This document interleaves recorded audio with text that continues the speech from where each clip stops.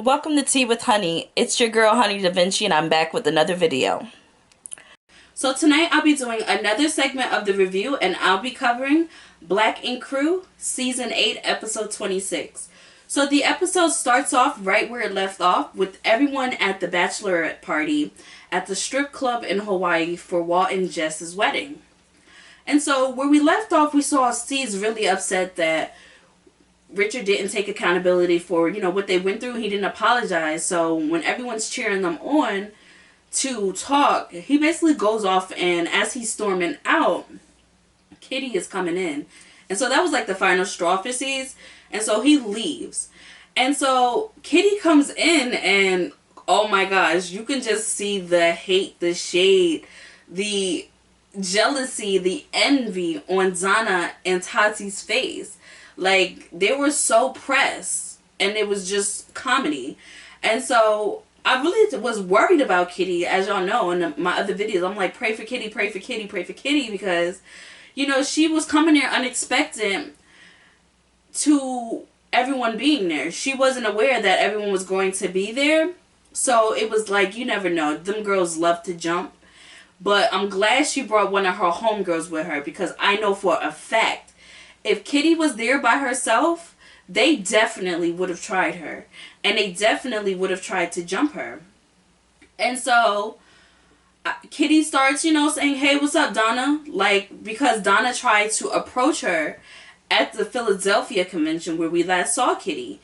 And Kitty wasn't here for it. First of all, it's a time and place for everything. And we know Ryan does not play messing up the conventions that they go to. Those are very big opportunities for tattoo shops.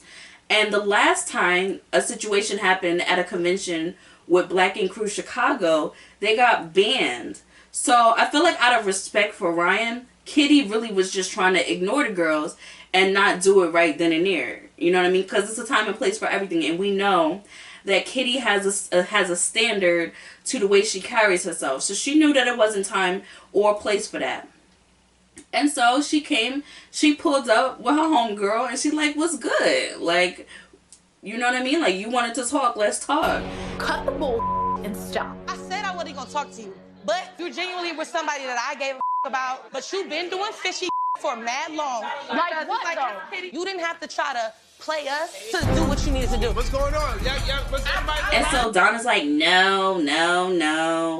Bitches is done for. Like, I'm trying to understand, why are y'all so pressed? Like, please let me know. Like, why are y'all so pressed? Why are you mad that she possibly is messing with Ryan? What does that do for you? What does her cooter have to do with yours? Wait a minute, let me say something, baby. Let me just say something, baby. Didn't y'all before you knew him, before anything, so what's the problem? It has absolutely nothing to do with you. And even if she was messing with him, y'all are the ones who sold her out. Y'all are the one who blasted her on national television. Y'all are the ones who betrayed her, broke girl code, and went running y'all mouths and snitching to Caesar if it was the case. And so, how are you going to be mad at her? You can't be mad at her. She did absolutely nothing wrong. And can I also mention the fact that Donna looks very dirty? I'm sorry. Nibbles is dirty. She's trashy. She's slutty. There's something really, really gutter butt about Nibbles. She looks bloated.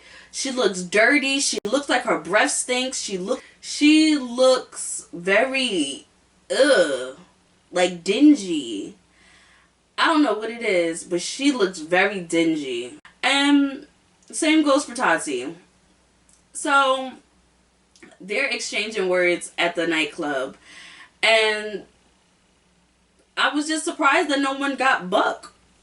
I was surprised that no one really tried to fight on Kitty or jump Kitty like they love to do. But I really think it boils down to the fact that Kitty had her homegirl there with her, and they don't really want no real smoke. They don't want no smoke. It's not about being big or small. It's about the skill. And what you girls that be on this thing typing on your keyboard is not knowing that these hands are very quick, sharp, and deadly. So don't run up on it in the street. You better keep them down there in the comment section tight. You doing what? Tight, bitch, tight! And they definitely don't want no smoke with nobody that got hands. So I'm pretty sure Kitty brought somebody with her that got hands for real. So I think that's why the girls fell back, because it wasn't going to be a 3-on-1. It was going to be a 2-on-1. And you know, if you got a homegirl with you that got hands and you got hands, a 2-on-3 is really a 4-on-3. Like, let's be real. So I think that's really why they didn't really get booked. Walt lets them know that, you know, this is his wedding at the end of the day. So let's remember that we're at the bachelor party. Calm down, you guys. And then that's when Donna tries to come at Walt and just like, why do y'all have her here? She shouldn't be here. How you gonna be friends with someone like her? Basically trying to make Walt and Jess not be friends with Kitty. Oh my gosh. Like, Donna, let's be clear. I would pick Kitty over you 100 times over, girl. 100 times over. And so she literally tries to like sway them into not allowing Kitty to be there. And she starts talking about, oh, loyalty, loyalty, loyalty. Donna, who is loyal to you? Like, I really want to know. Like, are you trying to push this loyalty narrative because no one has ever been loyal to you? Or what is it? Because I'm trying to understand when there was ever any type of loyalty when it came to you. You're trying to push this loyalty, loyalty, loyalty to people who've never been loyal to you. Never respected you. Never valued you. You got fired 1,000,000 times. No one ever even budged. When he broke Alex's back, no one jumped in. When you were on C's back, fighting C's, no one jumped in, my girl. No one jumped in. No one even tried to break it up. They let the securities go. They sat back and watched your man get his back broken. The shaking is just there. Gotcha. Have you had a recent trauma?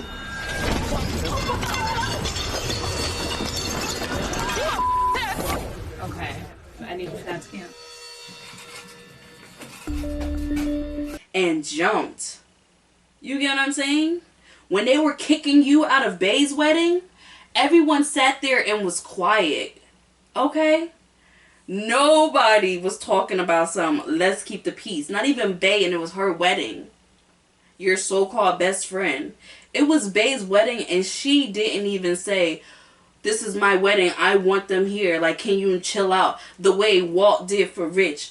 Okay? The way Walt did for Kitty. Okay? Walt is sitting here like, chill out. Chill out. We all family. We all family for Kitty. But nobody had that same energy for you when it was Bay's wedding. Nobody. So let's be clear of your rank, sweetheart. You are at the bottom of the barrel at the totem pole, okay? You and Tatti. Tatti's the only one lower than you. Actually, Tatti might actually be above you because at least she was VP. She was smashing on Ted. You at the bottom of the totem pole. People like freaking Alex more than they like you. And that's what I was saying before. Like, you have absolutely no type of power, no type of persuasion, no type of stain, no type of juice, no type of whatever you want to call it, to be sitting there saying who should be talking to who should be cool with who, or any type of loyalty. Because you don't matter. You don't. Wake up call. And so, the next thing we see is Walt and Jess basking in the ambiance of love. It's the next morning. Everyone's chilling. Everyone's having a great time. And everyone back at the house preparing for the rehearsal dinner. And so we have C's and everybody hanging out by the pool. And Quami and Puma is talking to C's about the situation that happened at the club with Rich. And, you know, C's has basically had an epiphany that he can work things out with Rich and that they could possibly repair their friendship. And I think that's cool. Then we see Quami letting freaking Tatti know that Alex is planning on proposing to Donna. And of course the hater Tatti is enraged and upset and is basically acting like she doesn't know her position. Girl, you... I got some notes. What? So I was talking to Alex in the hot tub the other day. He wants to propose out here.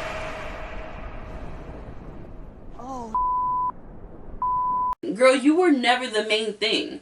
So as your position as the side piece, you know, the macaroni, the green beans, you're more like a green bean casserole, bitch. You ain't even no collard greens. You ain't no baked macaroni and cheese.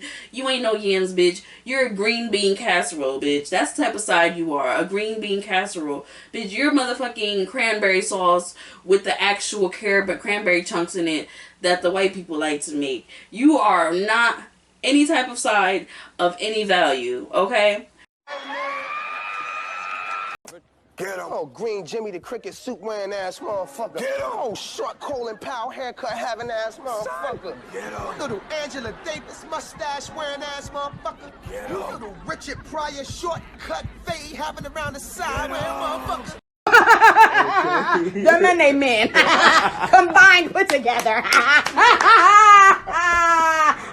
So we're just gonna stick with the green bean casserole because that shit sounds gross.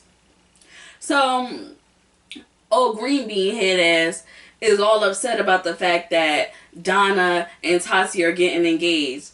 Girl, they're in a relationship. What they have going on have absolutely nothing to do with you. You are literally just a thing that's here today, going tomorrow. You were tooted and booted just the way you deserve, and you should be used to it by now because it's happened to you many times. So then the next thing we see is Tatti again with Bae and Jess. And Jess is basically letting the girls know how she's been married before. So that's why she really had this iffiness about her being with Walt, because she's afraid. And anybody who's ever been married before knows that when you go through a divorce, it can be very, emotional and scary to even experience again. And so she didn't want to go through it again. So she was very wishy-washy and got cold feet a lot in regards to the wedding, but she had time to think about it. They went to counseling, they worked on themselves, and she knows that this is the man she wants to marry. After saying this, Tatti takes it upon herself to say, girl, I need to talk to you and tell you something, and was about to tell her about him and Walt. And so the green bean casserole is sitting there like, I gotta tell you something. It's gonna be so hard for me to say this to you. You're gonna look great at the wedding. If you don't get your ass the fuck up out of here. The fuck up out of here with that bullshit. Get off the motherfucking mic.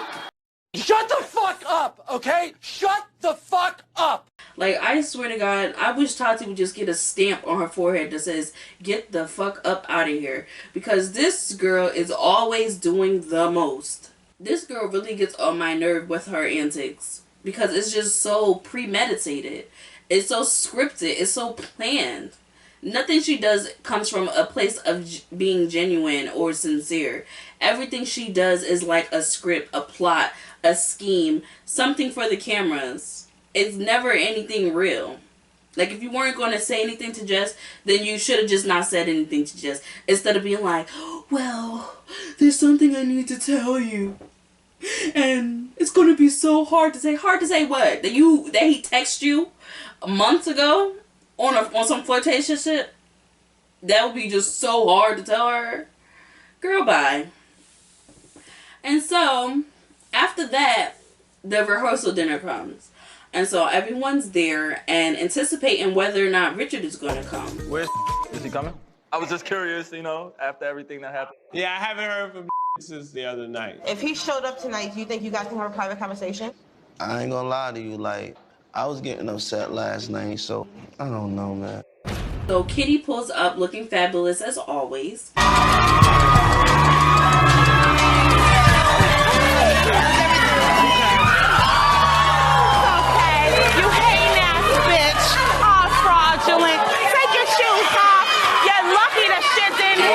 Quami is basically trying to keep the peace.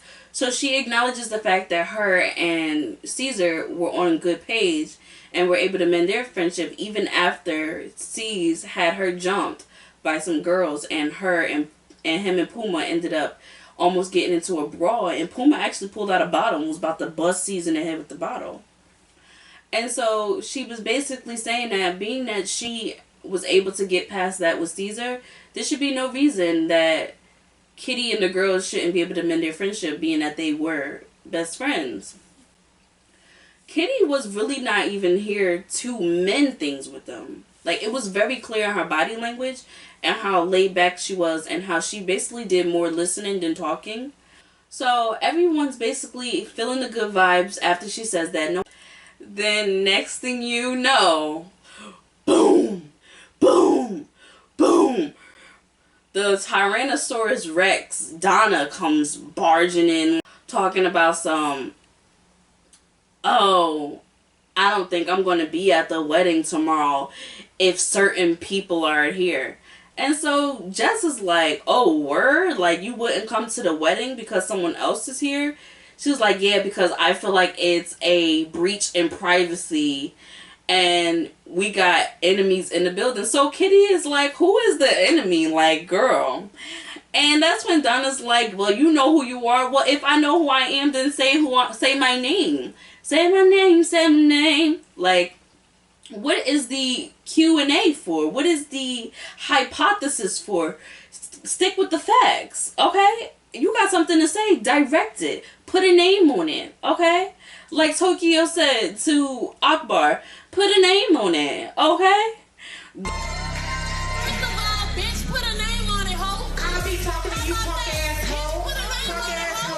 Don't be out here trying to subliminally throw jabs at me, girl. You can put a name on it. I'm sitting right here. Don't act like you're not talking to me when we know who you're talking to. And so Donna starts trying to say how Tatti was just such this great friend to Kitty. And, oh, yeah, you was hanging out at her house. She was giving you rides, places. What does that have to do with the fact that you betrayed her? Kitty was a great friend, too. Court cases, went with you when you were, about to go to jail for them drugs. Let's not forget what Kitty did for you. So regardless of who or what, y'all were good friends to each other, if that's the case. And then you betrayed her and now y'all not friends anymore. That's how it works. And so Donna's like talking shit to Kitty like, oh, you're not going to be here. And Kitty's like, you don't have no say-so. You don't have no say-so about me being here. She's like, if we don't want you here, then you're not going to be here. And Kitty's like, you don't have that say-so. You do not have that say-so. And that's when she was like, oh, I think it's so funny how you thought you was going to go to Chicago and them bitches was just going to love you. And now you think you're going to come back here. And Kitty's just like, girl, I'm here. It's not I thought I was going to come back here. I'm here. And guess what? You're going to have to deal with it. And then that's what Donna's like, if we don't want you here, then you're not going to be here. And that's when she's going off about how, oh my gosh, first of all, there was just something very gutter butt about Donna at this dinner. Like, gutter butt, if I do say so myself. And she's going off to Kitty about basically like how the owner of the shop is still not fucking with her. Mind you, like I was saying before, Donna, you have no pull. Nobody is co-signing you. Nobody is trying to stand up for you. Nobody is agreeing with you. Literally, even C's is sitting there not saying a word. You get what I mean? So basically, all that Kitty was saying is that she feels like they snaked her. Pretty much. That's all she was really saying, is that she feels like they betrayed her. She feels like they snaked her. And she feels like it wasn't handled in the right way. She said regardless of whoever felt some type of way about whatever was going on, they went about it the wrong way in the way that they handled it. And the way that they handled her. And so she was saying how sometimes you do things and you hurt friends and you can't come back from it. And sometimes you don't want to. And so Tatti's like, do you really think that this is what I wanted? Yes. Do you really think that I'm okay with this? Yes. I definitely think that you're okay with this. And I definitely feel like that's what you wanted because you are a snake ass bitch. And we see right through you. Okay? And so she's sitting there trying to basically fake tears. She grabs a napkin. No tears coming out. Are you okay? Hold on. No, wait a minute. I never seen someone cry with the tears not coming out, so I just want to make sure you're okay. Because it's an inner cry, bitch. Not like, girl, snake in the grass ass. And then that's when C's chimes in and he's like, Kitty is cool with Walt Walt wanted her here for his wedding, and so that's that. And literally shitted on Donna's whole world. Oh my gosh, Donna, how did it feel?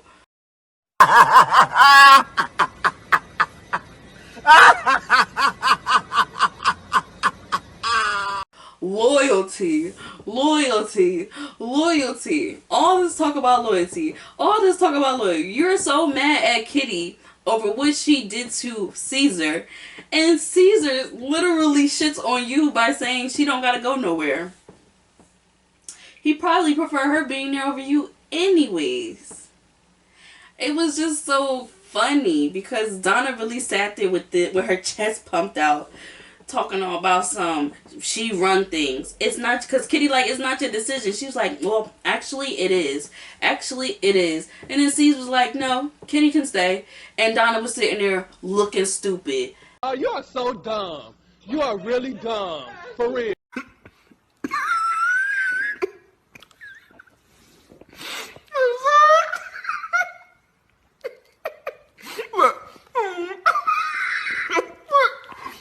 As usual. Stupid and funky, to be honest. And so, after that, literally, Kitty stayed the entire duration of the wedding without any type of butt movement, without any type of anything. You are everything to me. You made me believe in love again. You make me a stronger person, and you protect me. Donna say, literally, Donna just had to suck it up and face the fact that she has absolutely no pull. You don't have the type of respect where you say, nah, I don't want Kitty at the function, and then everyone else is like, she gotta go. You don't have that type of pull, baby girl. You have the type of pull where you say, I don't want homegirl at the rehearsal dinner. I don't want her at the wedding, and everyone literally looks like you like, we do, or we don't care if she's here. Like, your voice is not heard. You don't have a voice.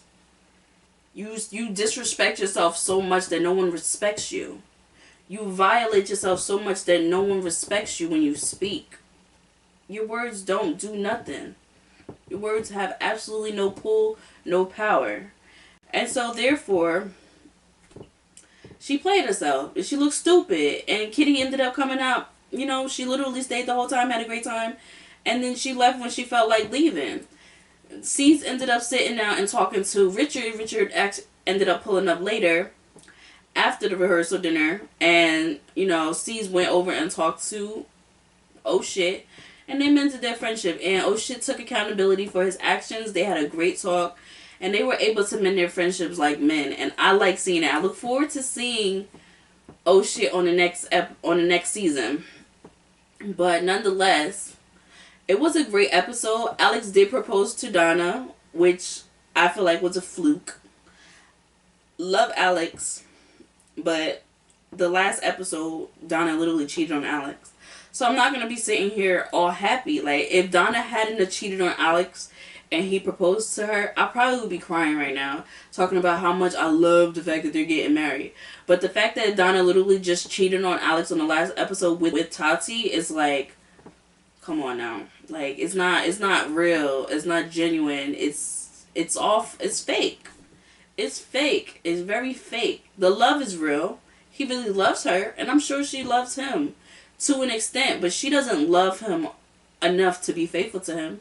She doesn't love him enough not to play him out on national television, so, like, I'm not going to celebrate that. But, you know, good luck to them, nonetheless. And so, overall, I feel like it was a great episode.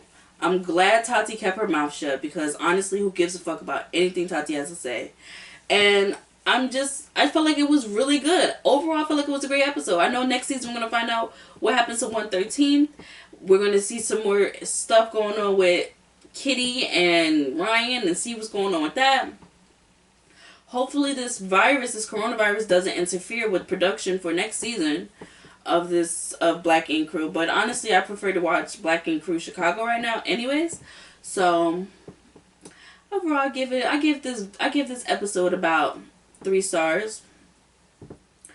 So that's my review on Black Ink Crew Season 8, Episode 26, Season Finale. Don't forget to like, subscribe, hit that notification bell, and I'll catch you guys on the next video. Love you guys.